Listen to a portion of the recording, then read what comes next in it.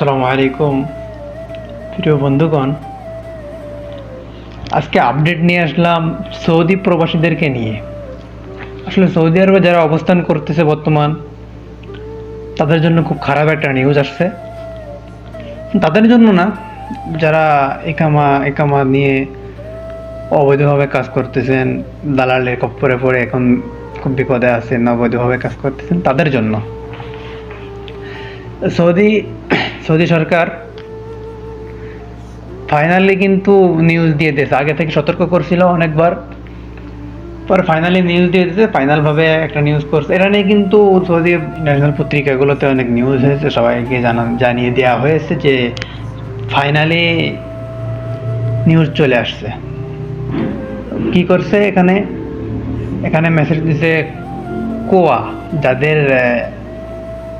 Work permit নাই, work permit ছাড়া কাজ করতে তাদেরকে 30 তারিখের পর থেকে কোয়া থেকে আউট করে দেওয়া হবে।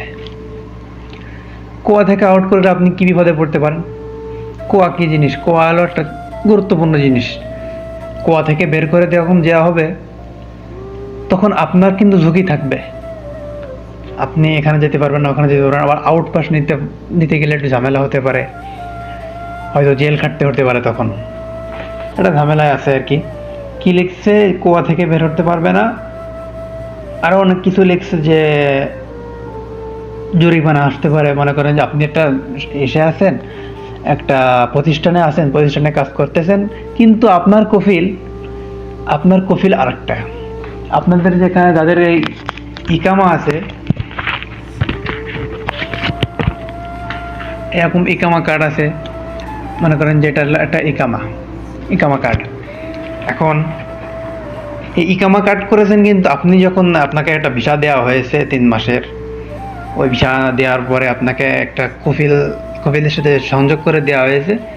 সেই কফিল আপনাকে এই ইকামা দিছে। এখন যে আইন চালু করেছে, যেটা ফাইনালি নিউজ হয়ে গেছে, ফাইনাল সিদ্ধান্ত নিয়ে এনেছে সৌদি সরকার, তখন তখন কিন্তু এটার আর কোনো কাজ আসবে না। আপনি যে প্রতিষ্ঠানে কাজ করতেছেন, এখন ওই প্রতিষ্ঠানের একটা পারমিট লাগবে, তাকে বলে কাফালা। এখন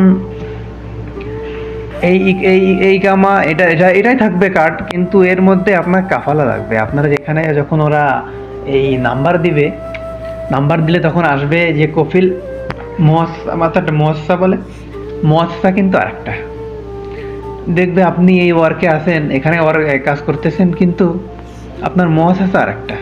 তখনই কিন্তু আপনি যেই মহাসায় কাজ করতেছেন বর্তমান, বিপুল পরিমাণে একটা, মানে বিরাট পরিমাণে, বড় পরিমাণে একটা অ্যামাউন্টের একটা জরিমানা আসবে।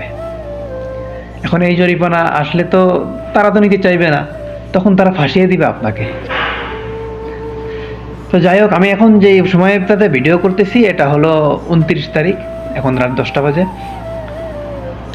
আজকে রাত 12টা, আগামীকালকে রাত 12টার পর থেকে কিন্তু অভিযান শুরু। আগামীকাল রাত 12টার পর থেকে আপনারা সাবধানে থাকবেন। আমি নিজেও কিন্তু এই ঘটনার ভুক্তভোগী। আমি এই ঘটনায় ভুগতেছি। আমাকে মনে করেন যে যখন এই নিউজ আসছে, তখন তো আমি উতালা হয়ে গেছি। আমি যেখানে প্রতিষ্ঠানে কাজ করি, আমি কিন্তু অন্য কফিলের, আমার এই কামা আমাকে অন্য কফিল থেকে বানানো। যখন আমি এই মুআসাসায় কাজ করি, তখন তো আমি এদের সাথে উঠে ফিরে লেগেছি যে আমাকে পারমিট দিতে হবে, পারমিট দেওয়া লাগবে।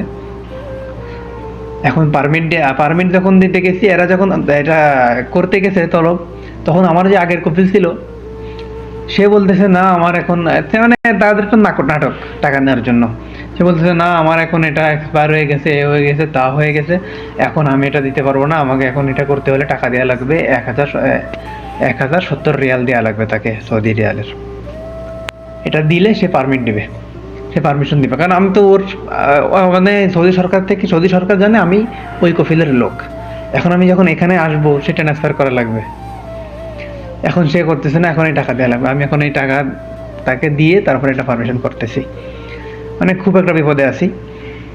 দোয়া করবেন আপনারা যেন আজকে এখনো পর্যন্ত আমি ওটা হাতে পাইনি, এখনো পর্যন্ত কিন্তু আমি হই নাই। যদি কালকের দিন পার হয়ে যায়, পরের দিন কিন্তু যদি আমাকে পুলিশ ধরে ফেলে, তো বাংলাদেশে চলে আসবো, আর সৌদি আরবে থাকা হবে না। দোয়া করবেন যেন হয়ে যায় আজকে কালকের মধ্যে। যেন সব কিছু ঠিকঠাক হয়ে যায়, আপনাদের কাছে দোয়া চাই। আর ভিডিওটা উড়াধুরা শেয়ার করবেন, যেন আপনার প্রিয় বন্ধু কিংবা ভাই, আশেপাশের কোনো সৌদি প্রবাসী যেন এই ভিডিওটা দেখে সে সতর্ক হয়। সবাইকে জানিয়ে দিবেন, উড়াধুরা শেয়ার করবেন, যেন আপনার শেয়ারের কারণে আর একটা প্রবাসী, একটা রেমিটেন্স যোদ্ধা উপকারিতা হয়, তার যেন সে যেন উপকার পায়, সে যেন সতর্ক হয়ে যায় আগে থেকে। ধন্যবাদ। আসসালামু আলাইকুম।